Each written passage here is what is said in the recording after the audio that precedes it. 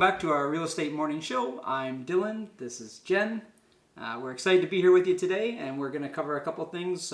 We did our stats video there on Tuesday, where we brought a little bit of the information that has been released by the report. Today, we're digging a little bit deeper on what we can really take out of that report and what it means overall for the market. Yeah, what's been going on, how we got here, that kind of thing. Yeah, exactly. And then some news about Amazon and their HQ coming to Toronto, or not coming to Toronto. But before we get started, I saw this in the news the other day, and I didn't know if you knew about it. They might be making a Breaking Bad movie. Yeah. Did not know about that. Yeah, so right. I first read it. I don't know about you, but I know you love the show. Yeah. Excited at the start, like the concept of that, and then I thought about where the show ended, and I'm like, what are they gonna make? You know, Yeah. like what would the movie look like? Because they're not gonna. I don't think they're gonna jump into the storyline like where it was before. It'll either have to be a prequel, like Better Call Saul, or even before that, or afterwards, which I think is most likely. Maybe what it'll be do. like a Pinkman movie kind of thing. What does he do after? Yeah. Yeah. I guess. So the original creator, Vince Gilligan, is writing it. Oh, so that's cool. that's a positive sign. Yeah. And they actually already have a little bit of information. And so this is rumored, but somehow this came out. It says the film tracks the escape of a kidnapped man and his quest for freedom. Maybe Pinkman gets kidnapped afterwards? I don't know. I don't know. That's out of left field. Anyway, well, I guess we'll have to wait and see. If but you're interested in I'm pretty excited. Yeah, in Breaking Bad. Keep an eye on it. Yeah. Also, the Leafs are on a 2-game winning streak, and they're now 10-5. Go Leafs. Go Leafs. Anyways, let's jump right in and start talking about Amazon. This was very exciting, the idea of that Amazon could be coming to Toronto. Yeah, that was huge. Yeah, I mean, we were talking about, 50,000 jobs potentially coming, demand for housing, boosts for local and national economy. Yeah, industrial land sales, all that kind of thing all for that the warehouses, stuff. And it turns out it doesn't look like we're in the run-in anymore. Oh, people on the inside, I mean, there's a lot of NDAs, nobody's really supposed to be talking about it, but somebody clearly is. And it said that most of us are no longer in the running, and they've narrowed it down to New York, Dallas, and Crystal City, that's in Virginia. So unfortunately, it doesn't sound like it's coming here, but... Yeah, that's too bad. But I mean, on the plus side, we got Microsoft, we got Pinterest, we got Google, so there's a lot coming our way, so that's a good thing. Yeah, I agree. Yeah. I agree. But we'll keep an eye on it and see where it finally ends up. I think they're splitting it. I think it's going between two places or interesting. something along those lines. Okay. New York surprises me on that. Yeah, list, and actually I think it's Long Island. If I remember correctly. But anyhow. We'll just have to wait and see. Have to wait and see. Yeah. So what we did talk about when looking at the market report last time was we wanted to take a deeper look into months of inventory. So just kind of get a feel on what's going on with the market, how long homes are sitting. Essentially, the way you look at it is if you have X amount of sales this month, how many listings are left over? And if no new listings came to the market, how long would it take you to sell all that inventory? Right. And so obviously with the new market that we're in, months of inventory have gone up. But when we looked at what happened in October, what we're really learning is there's no real change in month to month of months of inventory in the last few months. It's been really steady, actually. It's been pretty steady. Currently, Toronto is sitting at 1.9 months of inventory. If you go back to June, they were still at 1.9 months. York Region, 4.7 months. That's an up there amount. Yes. But they've been there for a while. Since the changes have happened, they've been hovering around that number. That 4.75 kind of. Yeah, I think we saw 5.2 right? We earlier. did see 5 at one point. Yeah. Durham at 2.4 months of inventory, and this is still what they were at in June as well. So no real changes. Right. What I did do was I dug back a little further and went back to October 2016 to compare before the adjustments happened in the spring of 2017. Yeah. And the numbers are very different. Toronto's still kind of similar. They were at 1.5, so they were lower. Yeah. York Region, the biggest difference. Currently at 4.7 months of inventory. At the time, they were at 1.2 months of inventory. Yeah. So basically everything that was coming out was selling. It just goes to show you that when you look back at this stuff and you kind of go, okay, let's look at the trajectory of everything and how big of a shift that is. It can show how much more of an impact that all these changes made on what regions and what areas, and it kind of, the point is to be able to understand how did we get here? Well, this is where we were, and then these things, all of those changes and rules and stuff were put in place, and now this This- is where we this are. is the And this impact is the that we saw. result of that. So And clear that York region of those three that we looked at hit the hardest. Yeah. Durham currently at 2.4, that's still very healthy. At the time they were at 0.7 months. They didn't even have 1 month of inventory left crazy. over. Their inventory was so low out there. Yeah. I'd say 2.4 is a very balanced area to be in. Yeah, I think anything below 3 is really quite Yeah. healthy. I Yeah. would think it's when you creep up above that 3 months and you think about how many new stuff is coming out, like how much that can affect your sale if you're not like the best on the block or whatever at that time, right? And people are going to have just so many options. Yeah. Why would they pick you, right? And then that's the conversation you have to start to have. What that is a buyer's market. Yeah. That's perfect time for the buyers to be out there. So the buyers should be out in York region taking advantage of these sales right now. But at the moment they're not. They're still not, looking yeah. for that. Yeah. They either think it's still overvalued or just in general, we know across the board sales are down. Yeah. But if you're taking a look, that's a place where you can Yeah. take advantage a little bit, come up with a good buy. Absolutely. I mean, Toronto itself, you're not seeing too much of an advantage there. Durham, I would arguably say same thing, but yeah, York region. I mean, if you're looking to buy and you're not buying now based on where the market's at, you're probably missing a window. I would think. Yeah, but, could be. Yeah. Could be. And so with that being said, now that we know the months of, let's take a look at the sales, like our actual sales volume. And we know that it's down, and I'm going to start just by taking a look at region by region, just the same that we just compared, Toronto, York, and Durham, and where they were at in previous years compared to where they are now. Okay. So total for 2015, Toronto would have seen 37,326 sales. 2016, they got a bump up to 41,126. Then 2017, we saw the adjustment. They came back down a little bit, 35,183. 2018, they're sitting at 25,853. 2 months to go. November and December are typically our slower months for sales volume. Yeah. And I don't think we're going to hit last year's numbers in Toronto. And if you look at the other ones, same scenario. So let's just look at. I won't go back to where they were because we know that it's much higher. I will give you 2016's in York region because that is an area we've talked about being hit so much. Yeah. They were at 22,125 units sold. Currently, they're sitting at 10,278. So almost 50% less with 2 months to go. Yeah. And 2 quiet months, in comparatively speaking. Exactly. Maybe we get another 1,000 sales out of them per month. Maybe. Yeah. So maybe we hit 12,000 sales for the year in York compared to 14 last year, and then 22 the year before. Yeah.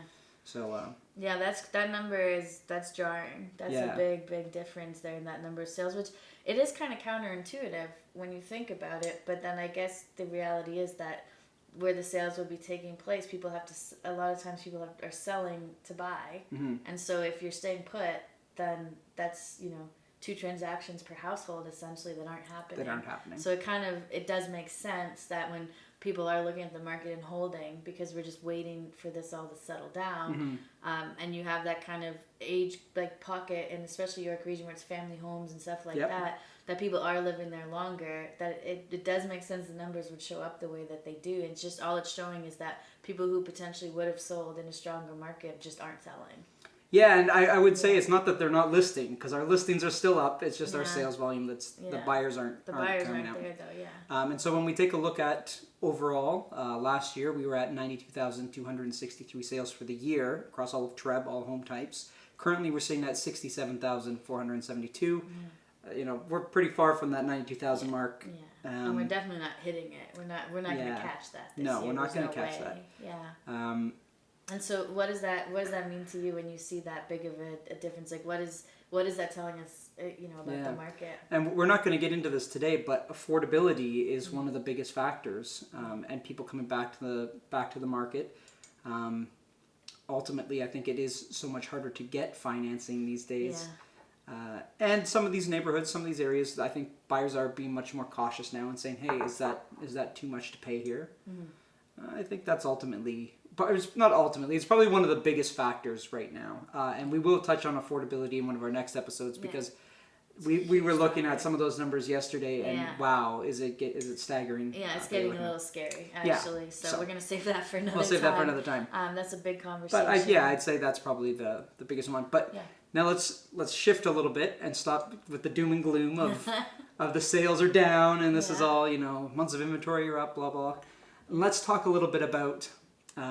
We had an additional 1,000, 1,100 sales last month. We moved up from September. October was higher. Yeah. Where did they come from?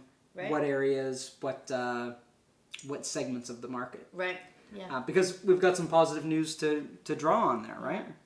Yeah, and that's something that I think people have to remember too. Like when we're talking about the stats and we're talking about numbers, just because it's down or sales are down or what, it's not necessarily the worst thing in the world. No, it's not meant to be like, oh my God, the market's gonna crash. It's just more just, we're in a more balanced to buyer market than we were before, and we got to be realistic about it as well, right? Knowledge and information is the best thing that are going to help you make smart decisions when it comes down to your home, and without an accurate picture of where we are currently, it's hard to make those decisions, right? Or knowing why it's happening. Like, it's one thing to hear it or see headlines, it's another thing to understand what's creating it, what's causing it, like how all those like gears are blending or cogs are, mixing together. So. Exactly. I don't know what I was going for there. And so looking at price ranges, because we've talked about this a lot, where we know that our homes that were over $1 million are just one of the slower segments right now. And I think we've been saying for the longest time, somewhere between 7 and 8 seemed to be a pretty active little segment of the market, specifically in the detached homes and the 905. Now what I've got here is I've got across all home types, and I've got them broken down by price range. And now Treb's great; they break it down into very small minutia. But I'm going to give you 5 of the price brackets, and we can take a look at them. So starting at 400 to 499,000, we saw 1,000 sales last month, 1,021. Go to 500 to 599, we're looking at 1,041. 600 to 699, 1,197. And then when you get to 700 to 799, you drop down to 951. So really, between 600 and 699,000, that's the biggest window of activity. That's the biggest window, yeah. And I think what you're finding there is you're finding some townhomes on the outskirts. Yeah. You're finding the average condo in Toronto. Bang on, yeah. in that pocket. Yeah. And sure enough, if I look back to what happened in September, and those same numbers that I just talked about, the biggest increase was in that price range. We added an extra 211 sales in that 600,000 to 699,000. Interesting, yeah. So it's just kind of, it's just highlighting where most people are landing in regard to what they're getting approved for. Yeah, exactly. So the affordability factor is, if you're in that spot right now, that's a sweet spot. Yeah. Especially if you're thinking about selling and moving up. Yeah, the most amount of people can afford that bracket of 600 to 699. Yeah, and then as you get higher, I'm assuming it continually decreases. It continually drops off. Yeah. Because at 800 to 899, we're down to 701. There's a couple in between, but then I jumped to $1 million to 1.249. Right. So at that, once you get higher, we start jumping by 250,000. Yeah. And we had 604 sales in that bracket, which was up 100 units compared to the month before. Right. So still not bad. Sales were up overall. Sales were up overall. So, we got to account for 1,100 sales somewhere in there. Yeah. And that's what we're looking at. Interesting. The next interesting thing that I wanted to just take a look at was types of homes and which are selling the most. And the detached homes still are selling the most. It's because there's so many more of them. So many of them, yeah. Right? And so for the month of October, we did 3,328 sales, which was up just under 500 units. It was up 499 units of 1,100 units. Okay. So almost half of the additional sales that we saw increase last month came from detached. So that's good news as well then. Yeah. Very positive sign. And again, that is a sheer numbers factor, right? Yeah. And condos came in there at an additional 336 units to bring us up to 2,127 units for the month. Yeah. I'm okay with that. Yeah, and so the interesting thing here that I want to take a look at is market share, because we've talked so much on this show about the condo market being so strong. Yeah. Prices doing well there. Yeah. We think that that's kind of what's driving it. Yeah. And it is to an extent. We aren't seeing a massive switch in terms of market share, like the amount of condos being sold versus the amount of detached homes being sold. Okay. But we are still seeing a nice change. So to take a look at this, I did have to go back to 2015 and compare our way up, because year over year we're not seeing huge differences. Yeah. But when you take a look back, you do see a trend. And you also have to take into account that prior to the lending changes, it wouldn't have been the same, because this has been a result of that. So you have to look at what was going on before to now. Before. Yeah. And so in 2015, for condo market share, we were looking at 24.4%. Okay. And then 2016 was at 26.3%. It's a slight increase, yeah. Yeah, nice little 2% bump there. Yeah.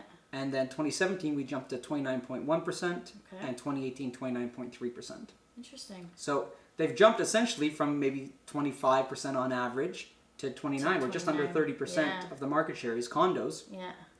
You take a look at the detached market share, and we're seeing a different trend. Right. So back in 2015, detached homes accounted for 48% of the market. Currently, they account for 43.5% of the market. Right, so they're trending down and the condos Those are trending up. Almost 43 to 48, 26 Yeah. to 29, almost similar. So you can see that shift, right? Where it went to, right? Yeah. Now, the other home types, there's not enough volume to really justify looking at those numbers. Yeah. Condo and detached, very clear numbers to see. Yeah. And if you put the charts beside each other, they just mirror each other. Yeah. One's going up while the other one's going down, almost Yeah. at similar rates. That's so funny. Yeah. And But it makes sense. It makes perfect sense because affordability going down and people getting approved or getting in that middle price range, condos being the only option, like it is logical. Yeah. It all does make a lot of sense that that's what the trend is going to probably continue to be for the next little bit too. Yeah, absolutely. It's great to look at the numbers and validate what you've been seeing and saying, right? Yeah. Because it is so clear when you look at them that Yeah. way. Other than that, I think that's as deep as I want to get into it today. Yeah. Once you hear that many numbers coming out, you're like, oh, okay, I've had enough. When's that Breaking Bad movie? Yeah, when is that Breaking Bad movie coming out? Yeah. So I think that'll be it for today. Stay tuned, keep watching. We'll keep going. We want to talk about the affordability and what that's looking like because we have been tracking those numbers as well. And the rental market a little bit more. Rental market a little bit more. Up, so yeah. But this was our Thursday show. Yeah, perfect. So as usual, Tuesdays and Thursday mornings, that's when the show comes out. Don't forget to subscribe so you make sure you don't miss any more of our episodes. Any other information you have, you can reach out, you can comment, you can message us and let us know if there's any shows or topics you'd like us to cover that we haven't done so far. Please let us know. We would love to do that as well. And other than that, happy Thursday and have a great weekend.